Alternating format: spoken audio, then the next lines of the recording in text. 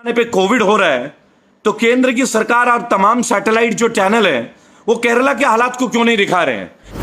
आपको नहीं लगता कि किसी प्रधानमंत्री के महत्वाकांक्षा के लिए जब आप करोड़ों रुपए खर्च कर देते हैं और उसी देश के एक राज्य के नागरिकों के साथ इतनी बड़ी दिक्कत और दुविधा और प्राकृतिक आपदा चल रही है, क्या कोई बताएगा कि केरला के साथ ये अनजस्टिफाइड बिहेवियर कब तक चलेगा? में भाजपा का शासन नहीं है, उन राज्यों की खबरें दिखना बंद हो जा रही हैं, उन राज्यों का प्रोटोकॉल, उन राज्यों की जो स्थिति है, साधारण जनजीवन के साथ जो मुश्किलात हैं, क्या उनके बारे में जानकारी देना सरकार की अपनी जिम्मेदारी नहीं बनती? क्या कोई बताएगा कि केरला को कितने का पैकेज दिया गया है? उत्तर प्रदेश में जो बड़े बड़े पोस्टर और बड़े बड़े जो रैलियां हो रही है ना दोस्तों, कहर टूट पड़ा है। वायरल बुखार का, वायरल फीवर का कहर टूट पड़ा है। पूरे उत्तर प्रदेश में वायरल का कहर चल रहा है, लहर चल रहा है, लेकिन उसके लिए सरकार क्या प्रतिबद्ध है? अभी जाठों को लुभाने की खबर समाचार तमाम चैनलों में, आप कोई भी समाचार देख लो, देखेंगे कि पीएम को जाठों के लुभाने की मुहिम शुरू। इस देश में चुनाव के आते ही जाति धर्म का नाम का काम एक्शन में आ जाता है। हम कोई चीज इसलिए कर रहे हैं क्योंकि सरकार ने नियम बनाया। क्या हम गाजर मूली की तरह जीवन को दे देंगे? क्या हमारे मानव जीवन का कोई अहमियत नहीं है? किसानों को पीट के, सर फाड़ के ये बताने की कोशिश की जा रही है कि किसान बिल किसानों के लिए अच्छा है। इन लोगों को सरकार से बाहर करेंगे। पहली बात, आपके मुख्यमंत्री के बारे में भी कितने क्रिमिनल केस हैं, कभी इसके बारे में भी R&D कर लीजिएगा। 12वीं पास शिक्षा मंत्री बन जाती है, एक अर्थशास्त्री डिफेंस मिनिस्टर बन जाते हैं। गढ़ में 1 लाख लोगों की भीड़ प्रधानमंत्री जी के रैली में क्यों हो रही है? यह सवाल कौन उठाएगा? कोविड के काल में 1 लाख लोगों की भीड़ अलीगढ़ में करने की क्या आवश्यकता है? यह सवाल है मेरा। इस मगरूर सरकार के विरुद्ध आपने आवाज नहीं उठाई तो देश बहुत बड़े घाटे में जाएगा।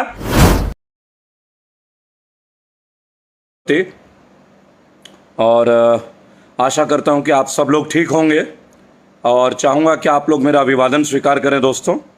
और थोड़ा समय से पूर्व लाइव आ रहा हूँ क्योंकि तबीयत की भी बात है, ज़्यादा देर बात करने में थोड़ी सी असमर्थता है। लेकिन एक बात है दोस्तों कि आज एक नए विश्वविद्यालय की नींव रखी गई, राजा महेंद्र प्रताप विश्वविद्यालय अलीगढ़ में।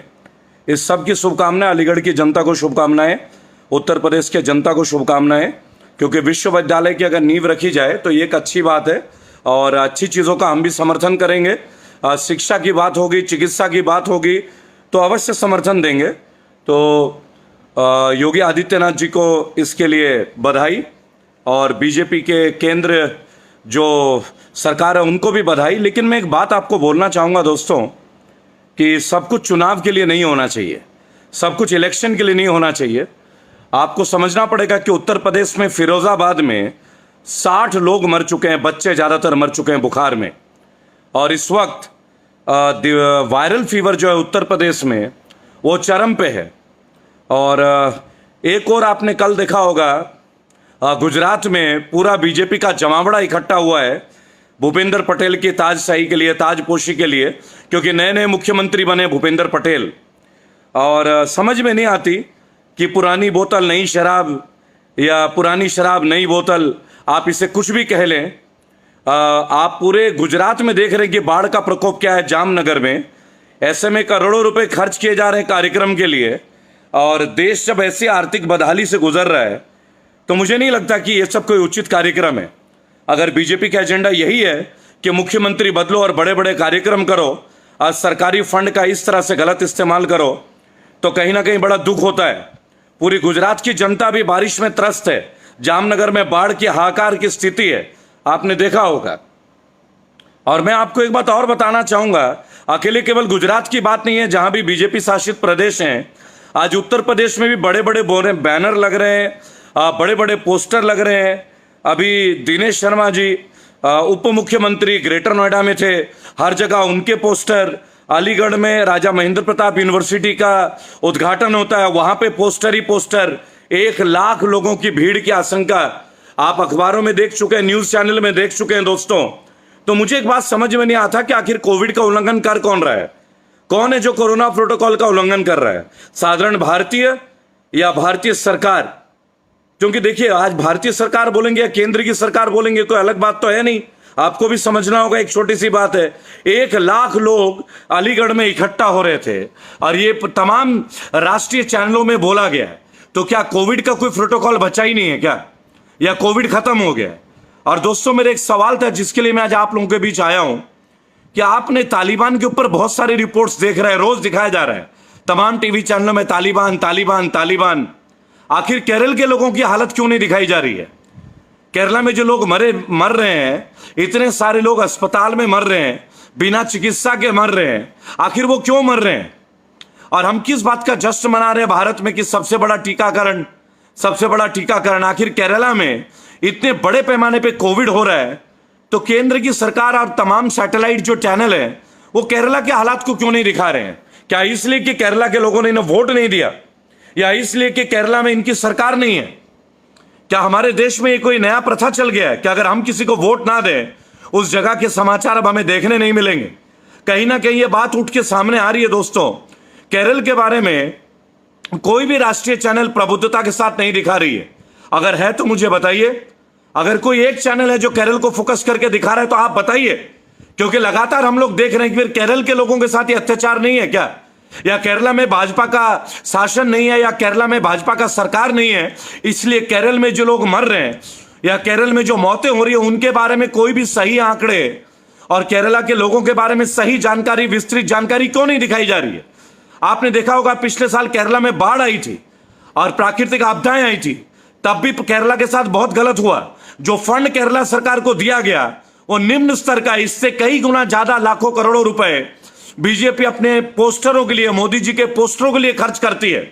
तो क्या आपको नहीं लगता कि किसी प्रधानमंत्री की महत्वाकांक्षा के लिए जब आप करोड़ों रुपए खर्च कर देते हैं और उसी देश के एक राज्य के नागरिकों के साथ इतनी बड़ी दिक्कत और दुविधा और प्राकृतिक आपदा चल रही है, क्या कोई बताएगा कि केरला के साथ ये अनजस्टिफाइड बिहेवियर कब तक चलेगा? यही हाल बंगाल में हुआ था जब बंगाल में तूफान आया था अम्फान। केंद्र की सरकार ने बोला कि 1000 करोड़, लेकिन वो 1000 करोड़ भी इतने किस्तों में दी गई जबकि 5000 करोड़ से ज्यादा का घाटा हुआ था बंगाल की सरकार को। और बंगाल आज तक उस सदमे से उभर के नहीं आया दोस्तों। और रही बात है केरला की, तो केरला की तो कोई खबर आपको मिलेगी ही नहीं। कोई भी ऐसी चैनल नहीं है जो केरला की खबरों को दिखाएंगे। तो क्या ये मामला ऐसा तो नहीं है कि जिन जिन राज्यों में भाजपा का शासन नहीं है उन राज्यों की खबरें दिखना बंद हो जा रही है? उन राज्यों का प्रोटोकॉल, उन राज्यों की जो स्थिति है, साधारण जनजीवन के साथ जो मुश्किलात हैं, क्या उनके बारे में जानकारी देना सरकार की अपनी जिम्मेदारी नहीं बनती? क्या कोई बताएगा कि केरला को कितने का पैकेज दिया गया है, जब केरला में पिछले साल इतनी बड़ी प्राकृतिक आपदा आई तब भी नहीं? या केरला में बीजेपी का विरोध है, इस वजह से आज केरला को भी सरकार की ओर से वित्तीय सहायता नहीं दी जाती? ये कोई एक बात नहीं है दोस्तों, मैं आपको बताना चाहूंगा, ये कोई एक बात नहीं है। ये तमाम उन राज्यों की कहानी है जिन राज्यों में भाजपा को लोगों ने नकार दिया है।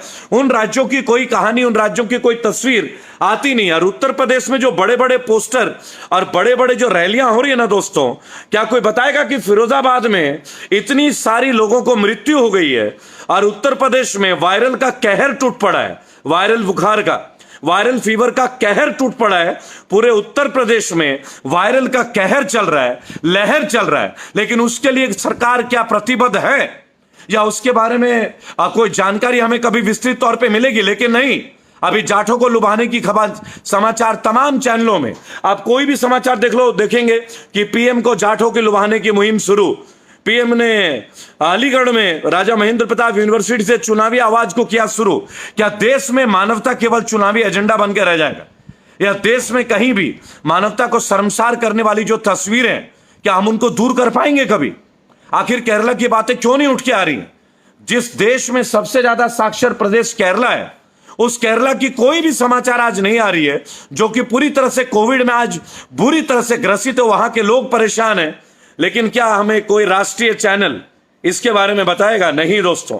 उत्तर प्रदेश में राकेश टिकैत के और किसान यूनियन को असर को हल्का करने के लिए आप जाट नाम से राजनीति शुरू।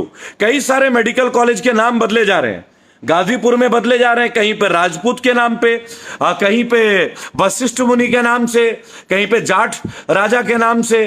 तो क्या हमारे देश में हमेशा जाति के नाम पे डेवलपमेंट होगा, या सच में भारतीयों के लिए कुछ होगा, या कहीं भी हम भारत को एक एजेंडे में देखेंगे? आप एक बात बताएं, ये लगातार देश में जिस तरीके का चल रहा है, अब जाटों का तुष्टीकरण शुरू हो रहा है। मैंने आपको परसों बोला था, बहुत जल्दी आप देखेंगे दोस्तों, हरियाणा में भी मनोहर सिंह खट्टर को हटा के एक जाट नेता को सीएम बना दिया जाएगा आखिरी 6 महीने के लिए। वही बात हो गई दोस्तों, जैसे गुजरात में पटेलों को लुभाने के लिए भूपेंद्र पटेल को ले लिया गया। लेकिन आपको याद होगा कि आनंदीबाई पटेल भी पटेल समुदाय से आती थी दोस्तों। ये कोई नई बात नहीं है। इस देश में चुनाव के आते ही जाति धर्म का नाम का काम एक्शन में आ जाता है। और दुख इस बात का होता है कि देश के माननीय प्रधानमंत्री से लेके कोई भी पॉलिटिकल पार्टी इससे बाज नहीं आती। कहीं कहीं सुमन मुखर्जी आप मुझे गाली लिखते हैं, और सवाल यह है कि आपके माँ बाप ने आपको कोई संस्कार नहीं दिए। मुखर्जी जी, कोई संस्कार नहीं है आपके अंदर। अगर आपको संस्कार होते तो आप मुझे गाली नहीं देते, बैठ के मेरे साथ बात करते ना। लेकिन मैं आपको एक बात बताना चाहूंगा दोस्तों कि क्या जगह का नाम बदलने से जगह की तरक्की हो जाएगी? क्या अलीगढ़ का नाम वॉशिंगटन रमने से अलीगढ़ अमेरिका बन जाएगा? और क्या ग्रेटर नोएडा का नाम बर्लिन रखने से ग्रेटर नोएडा बर्लिन बन जाएगा? या लखनऊ का नाम टोक्यो रखने से क्या हम टोक्यो बन जाएंगे? नहीं दोस्तों, ये पॉसिबल नहीं है। एक्चुअल में डेवलपमेंट के लिए आपके पास मिशन विद विजन होना चाहिए, लेकिन मौजूदा सरकार का कोई मिशन नहीं है। गलत आंकड़े, गलत आर्थिक डेवलपमेंट, बड़े बड़े जुमले और लाखों लाखों करोड़ों का बड़ा और नकली बजट। आज आप एक बात जान लीजिए, साल भर से ऊपर हो गया है, सब्जियों के रेट में कोई कमी नहीं है दोस्तों, कोई कमी नहीं है। लोगों के आय में कोई वृद्धि नहीं है, लोगों के आय में हमेशा नीचे हो गया, लोग लॉसेस में हैं। लोगों की तनख्वाह नीचे चली गई, बेरोजगारी बढ़ गई, लेकिन चीजों में महंगाई नंबर 1 पे, चरम पे।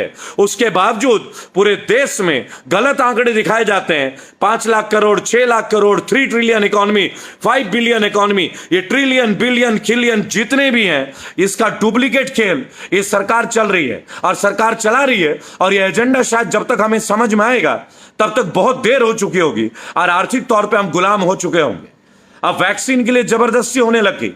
आप ये भी जानते हैं कितने ही लोग वैक्सीन लगा के बीमार हो रहे हैं, लेकिन इसके ऊपर सवाल उठाना गलत है। इसके ऊपर नए नए दिशा निर्देश हो रहे हैं दोस्तों। हम में से कोई भी इलाहाबाद और बनारस के डेथ नहीं भूलेगा, हम में से कोई भी सड़कों के किनारे लाशों को नहीं भूलेगा, अस्पतालों में लाशों के ढेर को नहीं भूलेगा। लेकिन नहीं, एक बड़ी राजनीति हमारे देश में आज एक उत्सव मनाया जा रहा है, टीकाकरण। टीकाकरण क्या कि वर्ल्ड हेल्थ ऑर्गेनाइजेशन भी हमारी तारीफ कर रहा है। क्या वर्ल्ड हेल्थ ऑर्गेनाइजेशन ने किसी भी टीके को सर्टिफिकेट दे दिया है कि अगर ये टीका हो गया तो आपका शरीर जो है वो इम्यून हो जाएगा, आपका शरीर जो है वो कोरोना से फाइट करने में सक्षम हो जाएगा? जी नहीं दोस्तों, ऐसा कोई सर्टिफिकेट विश्व का कोई डॉक्टर देने के लिए नहीं पा रहा है। लेकिन हमें मजबूर किया जा रहा है, और देखते ही देखते लोगों को भय दिखाते दिखाते आज ये जबरदस्ती बन गया है कि सबको टीका लगाना पड़ेगा। क्या इससे पहले कोई टीका अनिवार्य हुआ है दोस्तों? क्या कोई टीका जरूरी लामबंद तरीके से किया गया है? उत्तर है नहीं। क्या कोई टीके से हम किसी बीमारी से परमानेंटली बच सकते हैं? नहीं। आखिर ये टीका क्या करता है? आखिर ये वैक्सीनेशन क्या करता है? क्या हमारी इम्यूनिटी को डेवलप करता है? तो क्या भारत में प्राकृतिक संसाधन खत्म हो गए? योग गुरु स्वामी रामदेव जैसे लोग क्या इस मामले पे चुप्पी लेंगे या लगातार चुप रहेंगे? उन्होंने ही बोला था ना कि 2 वैक्सीन लगाने के बाद 1000 से ज्यादा डॉक्टर मर गए थे। तो क्या हमारे देश में योग में ऐसी ताकत नहीं है? क्या हमारे आयुर्वेद में ऐसी ताकत नहीं है? हमारी जड़ी बूटियों में ताकत नहीं है कि हमें वैक्सीन ना लगाना पड़े और हम अपने शरीर को इम्यूनिटी में और स्ट्रांग बिल्ड करें और हमारे आने वाली पीढ़ियों को, आने वाले जनरेशन को इन वैक्सीन के जाल से बचाएं? क्या बिल गेट्स के वैक्सीन के जाल से हमारा देश नहीं बच पाएगा? क्या WHO के आतंक से हमारा देश नहीं बच पाएगा? क्या विश्व के बड़े बड़ी कंपनियां जो ये वैक्सीन बना के देशों को शिकार करती है, ये हमारा शिकार हो रहा है दोस्तों? और आखिर हम चुप्पी भेड़ की तरह इसको बर्दाश्त कर रहे हैं? क्या हम लोग भेड़ बकरी है? Are we sheep? क्या भारत में अब आजादी नहीं रहेगी कि हम वैक्सीन लगाएं या ना लगाएं? क्या हम पे ये पाबंदियां जरूरी हैं? आप बताइए, एक स्वस्थ आदमी को मास्क पहनने के लिए मजबूर किया जा रहा है। ये मास्क किसके लिए था दोस्तों? अगर कोई इन्फेक्टेड हो उसके लिए, अगर कोई बीमार हो उसके लिए, अगर कोई स्वतंत्र तौर पे स्वस्थ है तो वो मास्क क्यों पहनेगा दोस्तों? क्या कोई डॉक्टर मेरे को मेडिकली ये बात साबित कर सकता है दोस्तों? मैं आज भी डॉक्टर के पास गया हूं, मैंने मास्क नहीं पहना तो मेरे को डॉक्टर ने ये बोला, लेडी डॉक्टर थी, उन्होंने बोला ये पहनना पड़ेगा। मैंने कहा आखिर क्यों पहनना पड़ेगा? इसलिए कि सरकार का रूल है। तो हम कोई चीज इसलिए कर रहे हैं क्योंकि सरकार ने नियम बनाया, या हमें कोई काम इसलिए करना चाहिए कि हमारे शरीर के सेहत पे इसके ऊपर असर पड़ता है? क्या ये सवाल पूछने के लिए भी हमारे पास एजुकेशन नहीं है, हमारे पास शिक्षा नहीं? Aren't we educated enough to ask this question? क्या हम ये प्रश्न खुद से नहीं करेंगे कि अगर मैं बीमार नहीं हूं तो मैं मास्क क्यों पहनूं? अगर मैं बीमार नहीं हूं तो मैं वैक्सीन क्यों लगाऊं? अगर मेरी शरीर की इम्यूनिटी स्ट्रांग है तो मुझे वैक्सीनेशन की क्या जरूरत है? क्यों भारतीय सरकार हर एक कोने कोने में जाके और सबको वैक्सीन लगा रही है? उस वैक्सीन को लगा रही है जिसके नए नए रूप आ रहे हैं, जबकि वैक्सीन तो पुरानी है। पिछले साल का वैक्सीन अब तक हम सब लगा रहे हैं, जबकि नया कभी डेल्टा बनाया जा रहा है, कभी डेल्टा वेरिएंट, कभी अफ्रीकन वेरिएंट, कभी यूरेशिया वेरिएंट। आखिर हमारे शरीर में प्राकृतिक संसाधनों की, जिंक की, फॉस्फेट की, आयरन की, विटामिन की और कैल्शियम की, अगर हम इन चीजों का सेवन प्रॉपरली करें, प्लांट प्रोटीन का हम इसका सेवन करें, फिश का सेवन करें, एग्स का सेवन करें, मिल्क का सेवन करें, अगर हम बादाम, किशमिश, मुनक्के, अखरोट, ड्राई फ्रूट्स का सेवन करें, तो आखिरकार हमें इन चीजों की जरूरत क्यों पड़ रही है? आखिर हम क्यों जानवरों की तरह चुपचाप ये वैक्सीन अपने शरीर पे इंजेक्ट कर रहे हैं दोस्तों? और कल को जब हमारे शरीर पे इसका एक बहुत बड़ा असर होगा, उसकी जिम्मेदार क्या मोदी सरकार होगी? क्या केंद्र की सरकार होगी? आप मुझे बताइए, आखिर कब तक हम भेड़ चाल की तरह अपने शरीर को एक चलता फिरता एक्सपेरिमेंट बनाने के लिए अप्लाई करते हैं? क्या हमारा शरीर कोई एक्सपेरिमेंट का डेस्टिनेशन है कि कोई भी वैक्सीन हमारे शरीर में डाल दिया जाए और नए नए एक्सपेरिमेंट हो? आप जानते हैं कितने सारे लोगों को कितनी सारी कॉम्प्लिकेशन आई है। देश के कोने कोने से शिकायत आ रही है कि वैक्सीन लगने के बाद किसी को स्किन डिजीज हो रहा है, किसी की नसें बाहर आ रही है, किसी के आंखों से खून आ रहा है, किसी को लगातार वॉमिटिंग हो रही है। इतनी सारी शिकायत होने के बावजूद भी हम क्यों जरूरी तौर पे ये वैक्सीन ले रहे हैं दोस्तों? आखिर हम इसका विरोध क्यों नहीं कर रहे हैं? क्या देश में विदेश में कोई एक ऐसा डॉक्टर है, क्या WHO का कोई स्पेशलिस्ट टीम है कि कोई आके ये हमसे साबित कर दे? अगर ये वैक्सीन साबित हो तो हमें गारंटी मिलना चाहिए कि वैक्सीन की वजह से अगर मृत्यु होगी, उसके लिए सरकार हमें कंपनसेशन दे। वैक्सीन कंपनी बनाने वाली जो कंपनी है वो भी हमें कंपनसेशन दे। क्या हम गाजर मूली की तरह जीवन को दे देंगे? क्या हमारे मानव जीवन का कोई अहमियत नहीं है? क्या हमारे परिवार के लिए हमारे जीवन का कोई अहमियत नहीं है दोस्तों? इतने सारे डॉक्टरों की कुर्बानी, इतने सारे डॉक्टर हैं। आप देखते हैं डॉक्टर विश्वरूप राय चौधरी ओपनली बोलते हैं कि वैक्सीन किसी स्वस्थ व्यक्ति के लिए नहीं है, मास्क किसी स्वस्थ आदमी को पहनने की जरूरत नहीं है। ये आप भी जानते हैं और मैं भी जानता हूं और दुनिया जानती है। लेकिन इसके बावजूद हर जगह पे मास्क क्यों पहनाया जा रहा है? और क्या कोई मास्क की ऑथेंटिसिटी है कि N95 मास्क पहनने से या सर्जिकल मास्क पहनने से हमारे शरीर की जो मतलब इस बीमारी से हम इम्यून हो जाएंगे? आज तक कोई ऐसी मास्क नहीं बनी दोस्तों। क्या इससे पहले कोई वायरस, कोई प्लेग इस धरती पे नहीं हुआ?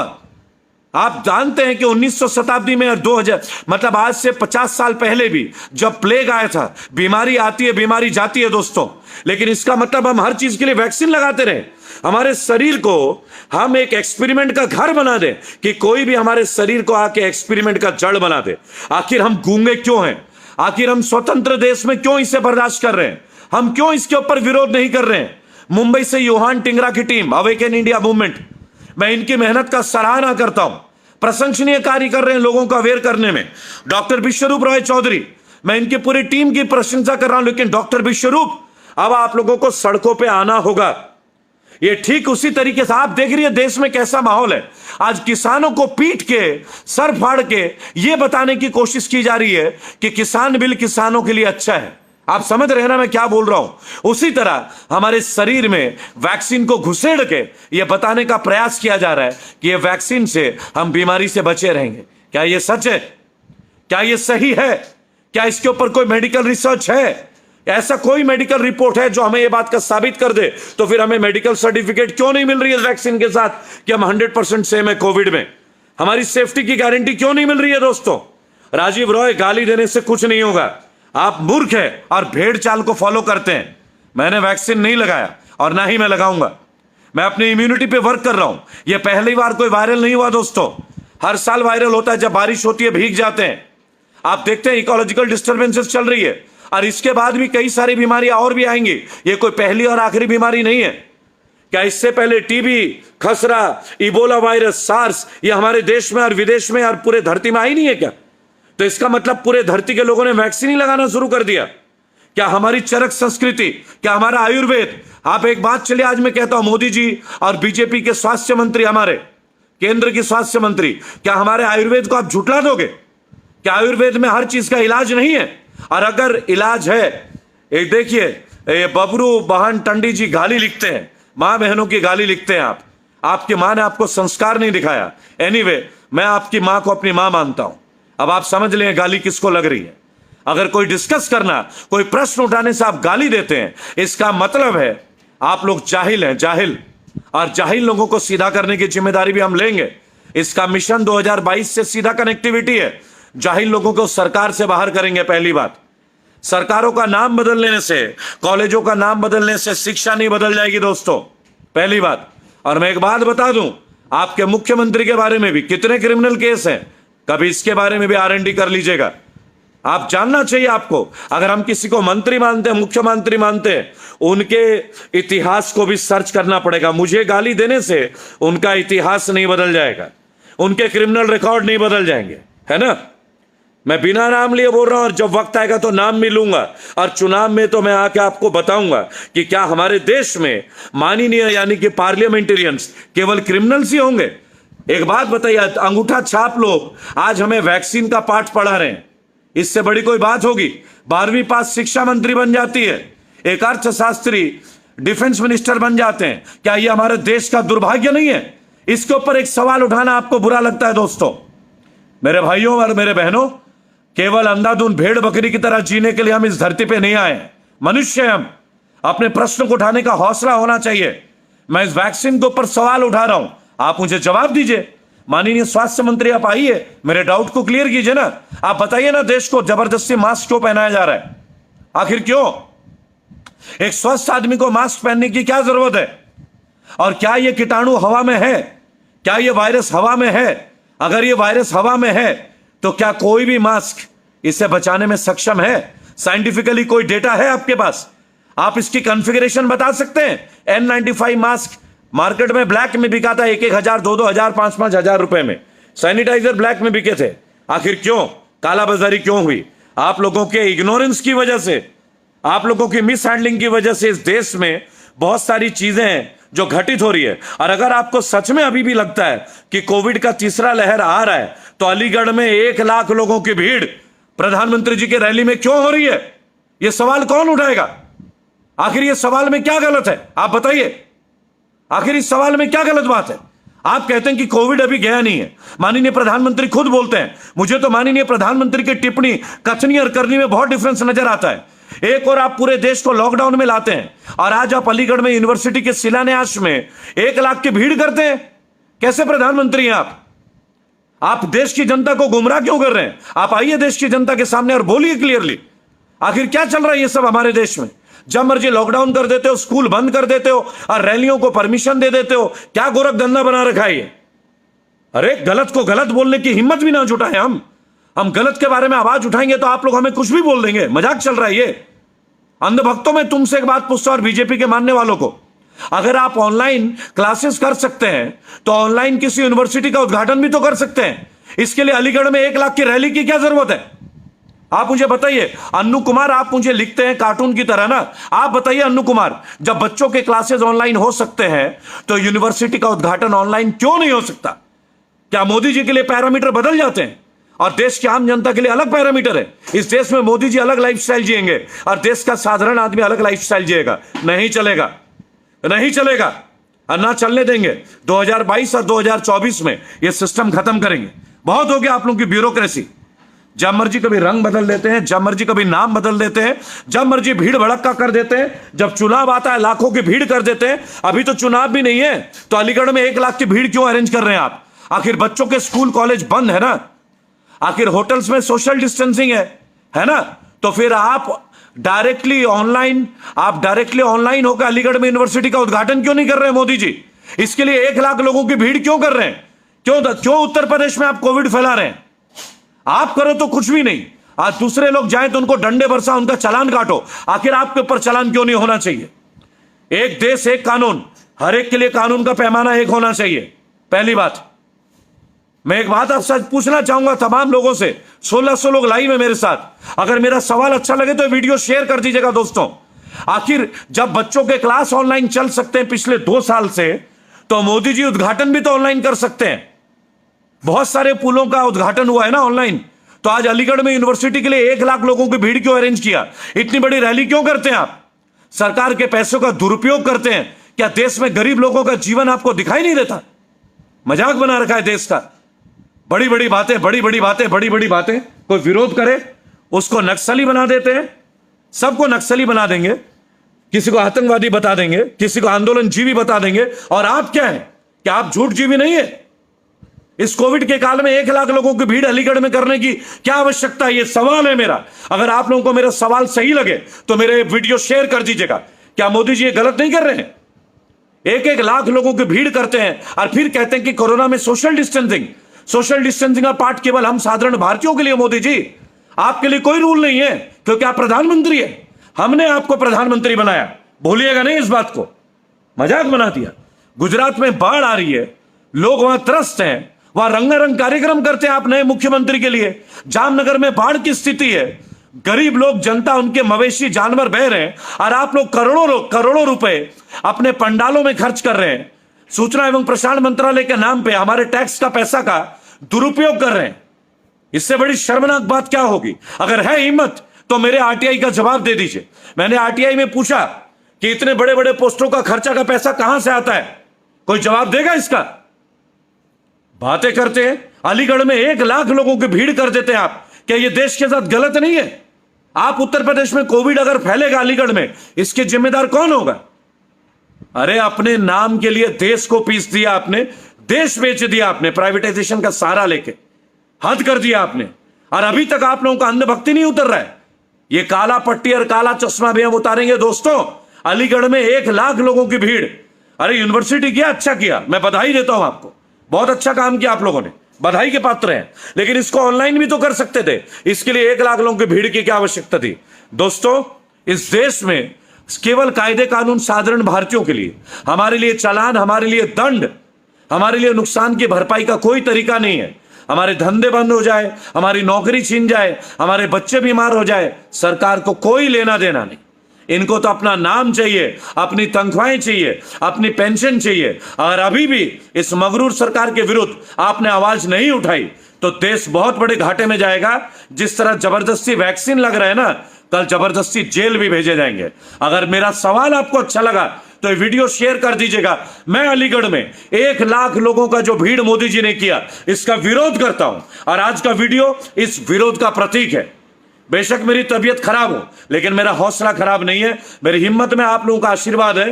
कृपया करके इस वीडियो को शेयर कर दीजिएगा दोस्तों। जय हिंद, जय भारत।